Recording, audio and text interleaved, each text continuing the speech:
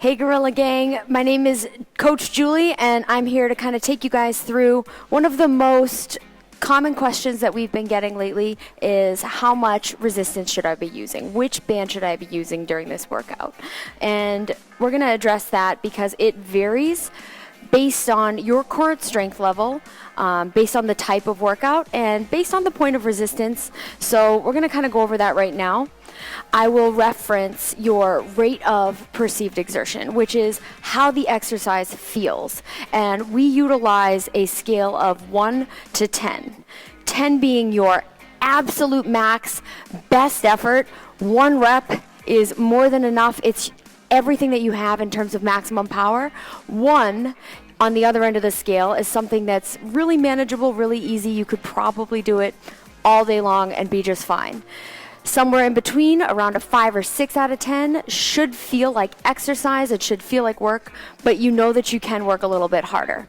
So to kind of go through that now as a demonstration, what I would have you do, I highly recommend keeping a journal, keeping a record so that you can track your gorilla gains, and writing down which resistance you're using for different types of exercises.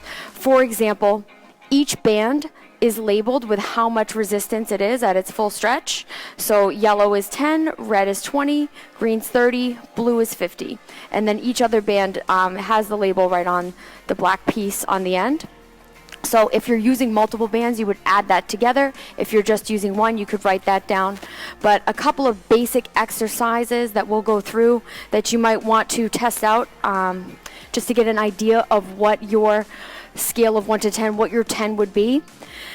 We will go through a deadlift, a row, a curl, and an overhead press. So before we get into that, you're going to keep a journal, keep track. What I also want you to keep in mind is that as we get stronger, as we continue to progress and work harder, what starts out as your 10 out of 10 will eventually become your 9 out of 10 or your 8 out of 10. And you get to kind of decide when it's time for you to move up in resistance. So this is a good test to do for yourself every once in a while, not just once and then never revisit it again.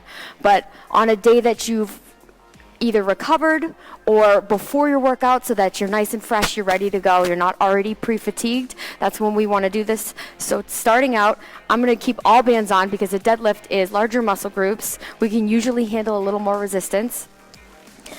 I'll step directly, arches of my feet right on the band, right in the center. I keep my hands a little bit wider, slight bend in your knees. You want a flat back. I'll turn so you can see. We're going to pull our hips underneath, squeeze, pull our shoulders back, and stand up nice and tall. Now that's 1 rep. I could do a few of these with this resistance, so that's how I know that I would have to try it again with something heavier. I'd have to switch out my bands. What you want is to feel that struggle and find the resistance that feels like you really have to work for it to get 1 rep. From here, I'm going to take my hands a little wider. I'm going to keep that forward hinge, pull my shoulder blades back and down. For a wide row, I'm squeezing, pulling my elbows back and in. That feels like work. So if this was my maximum resistance for the wide row, I would add up these. So 50, 30, 20, and 10. I would add that together and write down that resistance so that I know that that's my 10 out of 10. And say we're working with something that's more endurance-based, I would try to focus on what feels like a 5 or 6 out of 10. If it's a length of time or a high number of repetitions in that workout, I would choose a weight that's about 50-60% of what my max is. Something that's a little bit more maximum strength power based, I would go a little higher, maybe an 8 or 9 out of 10 for that type of effort. All right, so we did our deadlift, our row. So for a curl, you can try out a couple of different resistances. You want to find the one that when you pull your elbows in, standing firmly on the band, that bringing it all the way up to your shoulders and all the way back down, maintaining your form starts to feel like a struggle with just 1 rep. So I could go heavier than this, but ideally what I want to get to is once I add my maximum intensity on that 1 rep, my 10 out of 10 is going to be all of my effort just to pull up to my shoulders and then all the way back down. Overhead press with your shoulders, shoulder overhead press.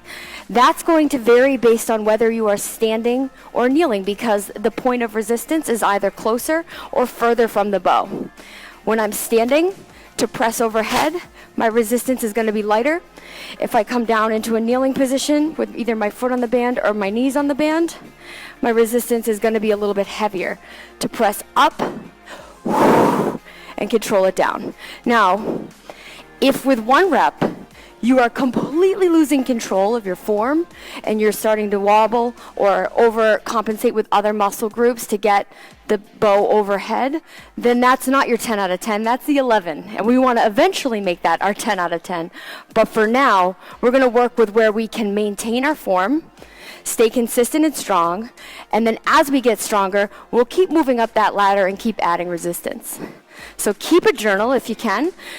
Test out some different exercises, get a feel for what your 10 out of 10 is based on the different colors, based on the bands, so that you have an idea of where to start with each workout. And I look forward to working with you guys on your fitness journey and your gorilla gains. Good luck.